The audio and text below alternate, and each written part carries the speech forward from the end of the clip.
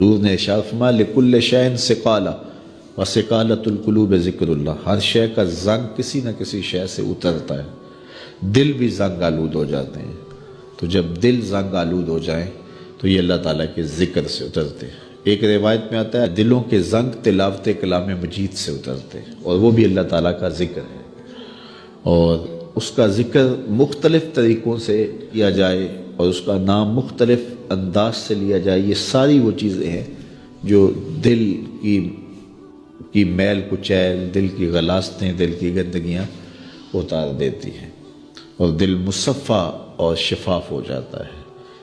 حضرات صوفیہ تو کہتے ہیں جب کوئی بندہ ایک مرتبہ کہتا ہے اللہ، تو اللہ تعالیٰ اس کی طرف 70 مرتبہ نظر رحمت سے دیکھتا ہے، اور جب اللہ تعالیٰ کسی بندے کی طرف نظر رحمت سے دیکھتا ہے اس کے 70 گناہ جل کے راکھ ہو جاتے ہیں۔ تو اس لیے جب کوئی بار بار اللہ اللہ پکار رہا ہوتا ہے تو اللہ تعالیٰ کی رحمتوں کے سائے میں آ جاتا ہے، اور جب ذکر کر رہے ہوں تو اس وقت مکمل یکسوئی کے ساتھ اس کی طرف متوجہ ہونا چاہیے، جس کو پکار رہے ہیں اس کی طرف یکسوئی کے ساتھ توجہ ہو، اور وہی ذکر حقیقی ذکر ہے۔ حضرت شیخ فرید الدین عطار علیہ رحمہ فرماتے ہیں ہر عضو بدن کا الگ ذکر ہے، زبان کا الگ ذکر ہے، آنکھوں کا الگ ذکر ہے، کانوں کا الگ ذکر ہے، ہاتھوں کا، پاؤں کا، دیگر اعضائے بدنیاں کا الگ الگ ذکر ہے۔ اللہ کی نشانیوں کو دیکھنا یہ آنکھ کا ذکر ہے، استماع قول حق یہ کان کا ذکر ہے، قرآن مجید کی تلاوت کرنا، اس کا نام لینا یہ زبان کا ذکر ہے، دکھیوں کی مدد کرنا یہ ہاتھ کا ذکر ہے، نیک مجالس کی طرف چل کے جانا، مسجد کی طرف سفر کرنا یہ پاؤں کا ذکر ہے۔ تو مختلف اعضائے بدنیاں کا مختلف ذکر ہے، اور ہر وقت جو ہے وہ ذکر کے اندر انسان لگا رہے اور رب کی یاد کے سائے میں اپنی زندگی گزارے۔ یہ اس کی روح کی غذا ہے جو اسے باہم پہنچتی ہے، پھر اس کی روح مرتی نہیں ہے، اس کی روح جو ہے وہ شاد اور آباد رہتی ہے، بیمار نہیں پڑتی، روح کے اوپر زنگ نہیں چڑھتا، وہ پاکیزہ اور مطہر رہتی ہے۔ تو مجھے اور آپ کو اپنی روح کا سامان کرنا چاہیے، اور اللہ کا ذکر پوری یکسوئی کے ساتھ، پوری توجہ کے ساتھ، پورے انہماک کے ساتھ۔ ہمارے صوفیاء نقشبندیہ تو کہتے ہیں جب سالک کہے اللہ، تو جب یہ بندہ پکار رہا ہوتا ہے رب کو، تو رب بندے کی پکار کو سن رہا ہوتا ہے۔ یہاں ایک سوال بھی کیا جاتا ہے، کچھ لوگ ذکر مجرد پر یہ بات کرتے ہیں کہ جب آپ کہتے ہیں اللہ تو اس کے بعد کچھ نہیں کہتے، پھر کہتے ہیں اللہ، پھر کہتے ہیں اللہ، تو جب کسی کو پکارا جائے تو پھر اس کو غرض بھی بتائی جاتی ہے نا۔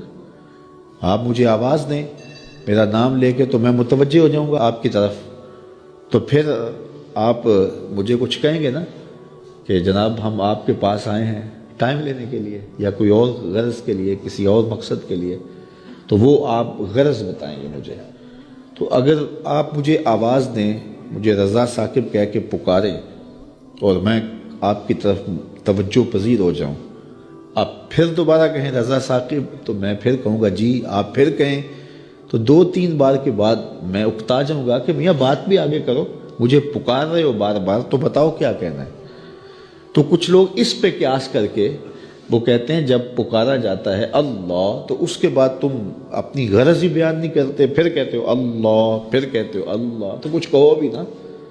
تو ہم اس کا جواب یہ دیتے ہیں کہ میں اس لیے پوچھتا ہوں کہ میاں کس لیے مجھے آواز دی ہے مجھے پتہ نہیں، اس لیے میں پوچھتا ہوں۔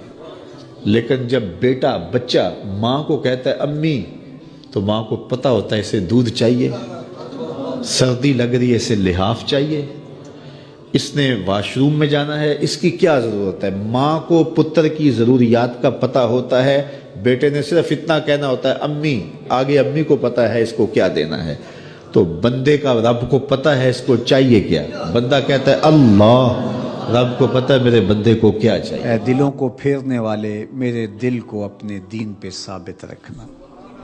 ام المومنین رضی اللہ تعالیٰ عنہ فرماتی ہیں کہ میں نے حضور علیہ السلام سے پوچھا کہ حضور اسلام لانے کے بعد بھی اس کی ضرورت ہے کہ یہ اللہ کی بارگاہ میں عرض کرے؟ تو آقا کریم نے ارشاد فرمایا کہ دل رحمان کی 2 انگلیوں کے درمیان ہے، وہ جس طرف چاہے پلٹ دے، بے نیاز ہے، تو اس لیے ہر وقت اس سے مانگنا چاہیے اللہ میرا دل سلامت رہے، دین پر قائم رہے۔ ورنہ ہم دیکھتے ہیں کتنے لوگ ہیں بظاہر اچھے ہوتے ہیں لیکن انجام بخیر نہیں ہوتا۔ انما الاعمال بالخواتیم، اعمال کا دار و مدار حسن خاتمہ پہ ہے۔ خاتمہ کیسا ہوتا ہے؟ حضرت سہل بن سعد الساعدی رضی اللہ تعالیٰ عنہ فرماتے ہیں کہ ایک غزوہ میں ایک مالدار شخص بڑی بے جگری سے لڑ رہا تھا، اس جرت سے لڑ رہا تھا کہ ہمارے دل میں آیا کہ کیا بات ہے۔ آقا کریم علیہ السلام نے دیکھا تو فرمایا جس نے اہل جہنم میں سے کسی کو دیکھنا ہو تو اسے دیکھ لے۔ بڑی حیرت ہوئی۔ ایک صحابی کہتے ہیں میں اس کے پیچھے ہو گیا کہ حضور علیہ السلام نے جو فرمایا ہے کوئی وجہ ہوگی تو میں دیکھوں ماجرا کیا ہے۔ تو کہتے ہیں جب وہ لڑتے لڑتے زخمی ہو گیا تو اس نے اپنی ہی تلوار کو اپنے سینے میں یوں رکھ کر کے اپنا وزن اس اوپر ڈال دیا اور دو کندھوں کے درمیان سے تلوار ادھر نکل گئی اور یوں خودکشی کر لی۔ تو کہا کہ بندہ ساری زندگی نیکیاں کرتا ہے، لکھا ہوا غالب آ جاتا ہے اور پھر آخر اچھا نہیں اس کا رہتا۔ اور کتنے ایسے لوگ ہیں کہ جن کا ماضی بہت بھیانک اور برا تھا لیکن آخر ٹھیک ہو جاتا ہے۔ تو اس لیے ہمیشہ اللہ سے انجام بخیر کی دعا مانگو۔ یا مقلب القلوب ثبت قلبی علی دینک، اے دلوں کو پھیرنے والے ہمارے دلوں کو دین پہ ثابت رکھنا، کہیں ایسا نہ ہو کہ ہمارا انجام ٹھیک نہ ہو، انجام ہمارا ٹھیک ہونا چاہیے۔ حضرت ابی ملیکہ رضی اللہ تعالی عنہ فرماتے میں 30 اصحاب رسول سے ملاقات کی ہے، میں نے سب کو فکر مند پایا ہے انجام ٹھیک ہو جائے۔ جنہوں نے اپنی آنکھوں سے حضور کو دیکھا وہ بھی ڈر رہے ہمارا انجام ٹھیک ہو جائے۔ رنگا رنگ سہیلیاں پرن کڑے پر پریا اس دا جانیے جس دا توڑ چڑھے۔ ہمیں ایک اور دعا ترغیب دی گئی قرآن مجید میں اہل ایمان کو، اور وہ کیا؟ ربنا لا تزغ قلوبنا بعد اذ ہدیتنا وہب لنا من لدنک رحمہ انک انت الوہاب۔ اے اللہ ہمارے دلوں کو سیدھا کر دینے کے بعد دوبارہ ٹیڑھا نہ کرنا۔ یہ دل سیدھے ہیں تو سیدھے ہی رہیں، یہ کبھی دوبارہ ٹیڑھے نہ ہوں۔ یہ نرم ہیں تو نرم ہی رہیں، کہیں پتھر نہ ہو جائیں۔ ایمان کے نور سے جگمگا رہے ہیں اللہ، یہ جگمگاتے ہی رہیں، کہیں دوبارہ ان میں ظلمتیں نہ آ جائیں۔ لا تزغ قلوبنا بعد اذ ہدیتنا، ہمارے دلوں کو سیدھا کر دینے کے بعد دوبارہ ٹیڑھا نہ کر دینا۔